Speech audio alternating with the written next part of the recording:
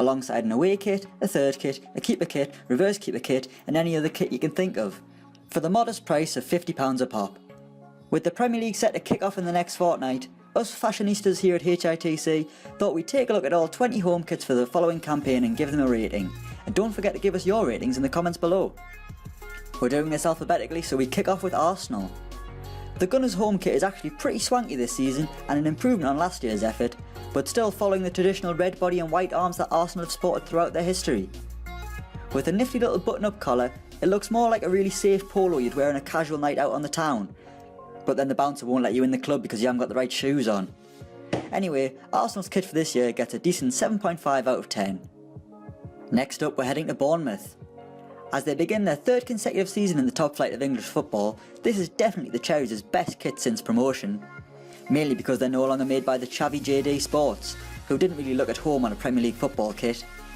With Umbro now pulling the strings, or just making shirts rather, they haven't took Harry Arter's job, the Bournemouth kit looks a bit smarter, albeit a very similar design to last season. 6 out of 10 for Eddie Howe's men. Now we're off to newly promoted Brighton. For the past 3 years, all Brighton seem to do is change the colour of the sleeves, swap the pattern of the stripes from blue and white to white and blue, and change the colour of the Nike tick. Well, they've pretty much done exactly that this time out, sporting a blue sleeve along with a yellow or gold Nike tick and trim. The Seagulls have been really consistent over the years for having really great shirts, and this year is no different as they begin life in the Premier League. Wins might be hard to come by, but their home shirt certainly gets 3 points. 8 out of 10. From the south coast to Lancashire, we head north for the first time with Burnley, but to be honest, we wish we weren't. More the fault of Puma rather than Burnley themselves, the Clarets won't be looking the business at all when they face Chelsea at Stamford Bridge, unless they wear their away kit, which is actually really nice. But back to the home one, the Claret chevrons on the sleeve look awful, and it just looks too much like an Aston Villa kit. Topped off with light blue shorts rather than white, it's a bad year for Burnley, but they won't be arsed if Sean Dyche can keep them up again. And I'm pretty sure he'd rather they played without a shirt like real men. 4 out of 10 for Burnley's kit this year. Now it's the turn of the champions Chelsea, who have changed their kit provider for the upcoming title defence, swapping from Adidas to Nike. A simple yet cool design from Nike, a consistent theme throughout all of their Premier League kits this season.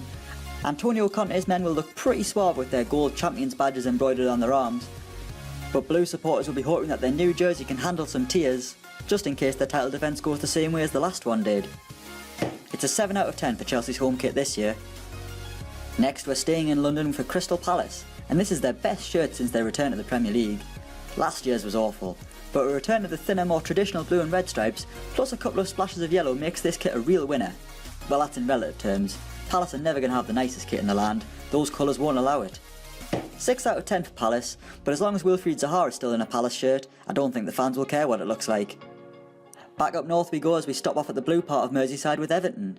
Okay, so they spent a ton of money on some really great players and look in a fantastic position despite losing top player Romelu Lukaku. But what on earth is their new kit about? They're willing to spend £50 million on Gylfi Sigurdsson, but they couldn't pay the kit designer a bit of extra dosh to come up with a better design. The Toffees shirt looks like it belongs on a training ground, and it sees an end to the 13-year sponsorship deal with Chang Beer. Christ, someone pass me a pint. 3 out of 10 for Ronald Koeman's team. It's off to Yorkshire now, as we look at Huddersfield's first ever Premier League shirt, and my word, it was not worth the wait at all.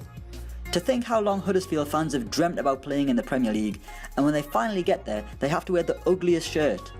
Awful bubbly stripes rather than the simple blue blocks make this a real eyesore.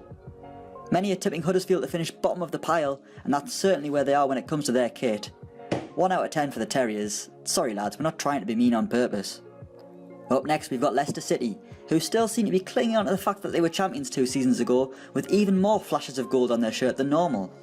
Okay guys, we get it, you won the league and now you're back to being average, no need to keep going on about it. While Leicester's shirt isn't a real looker, it's a problem Puma have throughout all their kits bar one this season, with a real insistence from the German brand and having bubbly stripes somewhere on the kit, just like we've seen for Burnley and Huddersfield. The Foxes get a 4.5 out of 10 for this year's kit, but they'll just be hoping there isn't another flirt with relegation. And to end part 1, it's the turn of Liverpool, and we've saved the best to last. Celebrating their 125th year of existence, Liverpool have really came up trumps, not Donald, with this kit. A throwback to their past with a thick white V-neck collar and a lovely shade of red. Sorry, do you mind if I just have a moment alone with the new Liverpool shirt? Cheers lads. Anyway, the only New Balance shirt in the Premier League, Jurgen Klopp's men have all the gear. but it remains to be seen if they actually have any idea on the pitch, and of course their new kit could mean nothing if Philippe Coutinho isn't wearing it come the end of the transfer window.